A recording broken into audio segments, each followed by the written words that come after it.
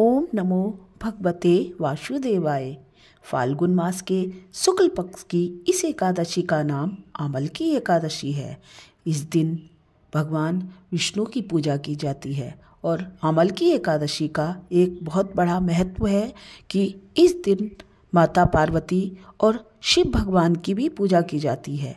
कहा जाता है कि विवाह के बाद गौना करके जब शंकर भगवान माता पार्वती जी को लेकर आए तो सभी गणों ने उनका रंगों से स्वागत किया, इसीलिए इसको रंगभरी एकादशी भी कहा जाता है।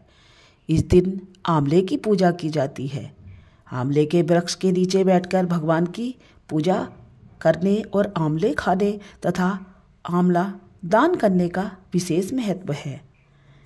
एक बार कृष्ण बोले, हे धर्मराज, मैं तुम्हें फाल्गुन शुक्ल पक्ष पर आने वाली एकादशी की विधि और महत्व सुनाता हूँ। त्रेता युग में एक दिन महान राजा मानदाता ने वशिष्ठ जी से पूछा, हे दुष्श्रेष्ठ, यदि आपकी कृपा हो तो मुझे इसका महत्व बताइए। उन्होंने कहा, अब मैं आपको एक कथा सुनाता हूँ।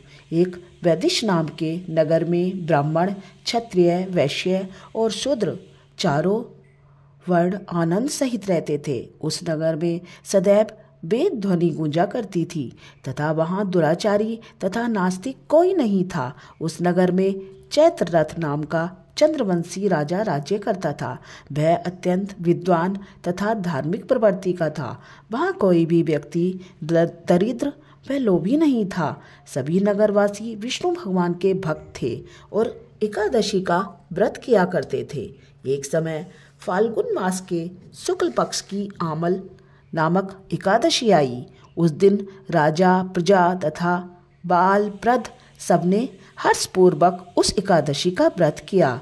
राजा अपनी प्रजा के साथ मंदिर में जाकर पूर्ण कुंभ स्थापित करके धूप, दीप, नैवेद्य आदि से धात्री पूजन करने लगे और इस प्रकार स्तुति करने लगे, हे धात्री, तुम ब्रह्मरूप हो, तुम ब्रह्मा जी द्वारा उत्पन्न हो और समस्त पापों को नष्ट करने वाली हो। तुम्हें नमस्कार है। अब तुम्हें अर्घ्य स्वीकार करो। तुम श्री रामचंद्र जी द्वारा सम्मानित हो। मैं आपसे प्रार्थना करता हूँ कि आप मेरी इस पूजा को स्वीकार करो। आप मेरे समस्त पापों को हर लो। उस मंदिर में सबने रात्रि को जागरण किया। रात के समय वहाँ एक बहेलिया आया जो अत्यंत पापी और दुराचारी था। भूख और प्यास से अत्यंत व्याकुल वह बहेलिया इस जागरण को देखने के लिए मंदिर के एक कोने में बैठ गया और भगवान विष्णु का ध्यान करने लगा। इस प्रकार अन्य मनुष्यों की भांति उसने भी सारी रात जगाकर बिता दी। प्रातःकाल होते ही सब लोग अपने अपने घर चले गए। बहेलिया भी अपना घर चला गया। कुछ समय बीतने के पश्चात बहेलिया की मृत्यु हो गई, मगर उस आमल की एकादशी के व्रत तथा जागरण से उसने राजा विदुरथ के घर जन्म लिया और उसका नाम वसुरथ रखा गया। युवा होने पर वह चतुर्णी सेना के सहित धन धान्य से युक्त होकर 10,000 ग्रामों का पालन करने लगा। वह तेज में सूर्य के क्रांति में, चंद्रमा के वीरता में भगवान विष्णु और क्षमा में पृथ्वी के समान था। वह अत्यंत धार्मिक प्रवृत्ति का था और विष्णु भगवान का भक्त था। एक दिन वह शिकार खेलने के लिए गया। दैवयोग से वह मार्ग भूल गया और उसी वन में एक वृक्ष के नीचे सो गया।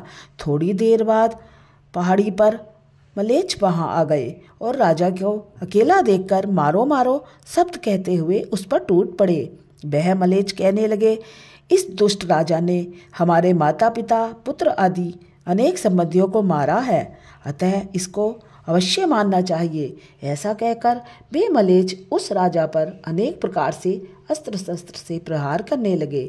वे सब अस्त्र शस्त्र राजा के शरीर पर गिरते ही नष्ट हो जाते और उनका बाण पुष्प के समान प्रतीत होता। अब उन मलेच्छों के अस्त्र शस्त्र उल्टे उन्हीं पर प्रहार करने लगे, जिससे वे मूर्छित होकर गिरने लगे। उसी समय राजा के शरीर से एक दिव्य स्त्री उत्पन्न हुई। वह स्त्री अत्यंत सुंदर होते हुए भी उसकी प्रकृति टेढ़ी थी। उसकी आंखों में लाल लाल अग्नि निकल रही थी। जिससे वह स्वयं महाकाली के समान प्रतीत हो रही थी। वह स्त्री मलेच्छों को मारने दौड़ी और थोड़ी ही देर में उसने सब मलेच्छों को काल के गाल में पहुंचा दिया। जब राजा सोकर उठा तो मलेच्छों को मरा हुआ देखकर सोचने लगा, इन शत्रुओं को किसने मारा है? इस वन में मेरा कौन हितैषी रहता है?